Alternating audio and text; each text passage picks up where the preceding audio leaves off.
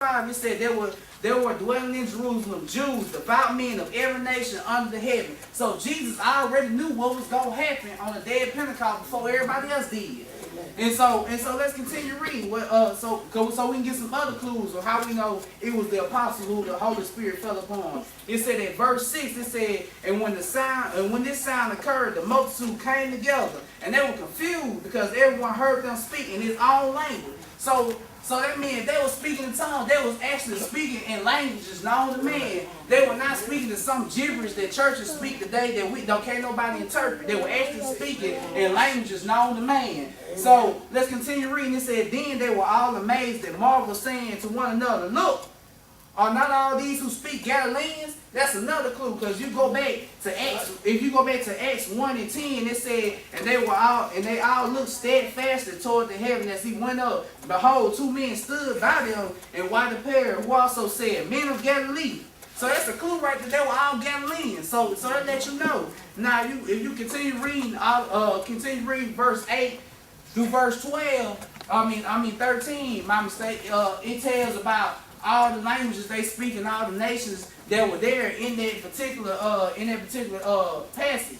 Now then, we're gonna start at verse 14. We're gonna clarify some things. It said, but Peter standing up with the 11. So that means that's another clue. Raised his voice and said to them, men of Judea, and all who dwell in Jerusalem, let this be known to you, and heed my word. For these are not drunk as you suppose, since it is only the 3rd hour of the day. But this, what was spoken by the prophet Joel. Pay attention to verse 17. It said, and it shall come to pass in the last day, God said, I will pour out of my spirit on all flesh, and your sons and your daughters shall prophesy, and your young men shall see vision. When you say, Nick, that's in the Bible. That means the Holy Spirit is supposed to fall upon us. Well, if we take into account all meaning everybody is plural. I mean, if we say all of us is in the church, that means everybody in this room.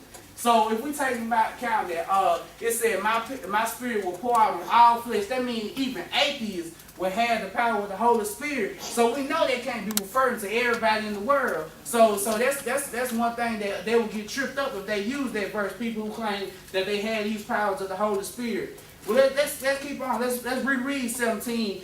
We're gonna start at 16. We're gonna read 16 through 18. I'm gonna break down what they really mean.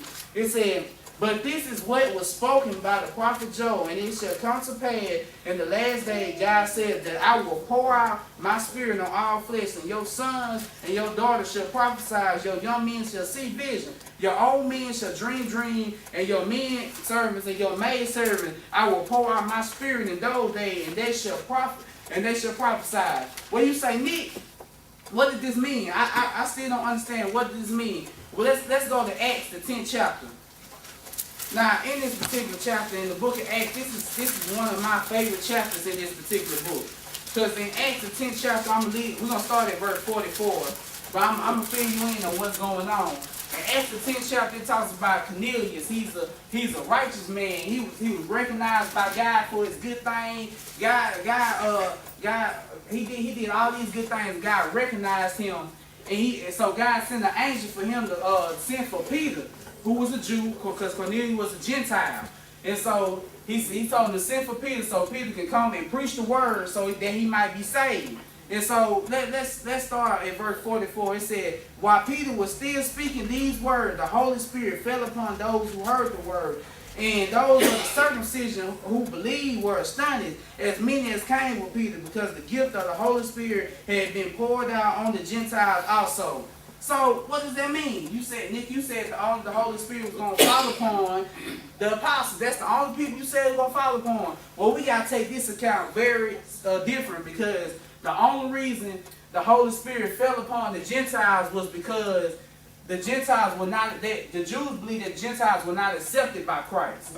See, the fact of the matter, in the old days, people who were circumcised were Jews, and people who weren't under circumcision were Gentiles. So the thing about it is, the Jews believed that the Gentiles, Christ couldn't come, but he didn't die for them. So the reason that the Holy Spirit fell upon them is to prove to the Jews that everybody was accepted by Jesus Christ. So when it says all flesh, back in that time, the Bible referred to 2 flesh.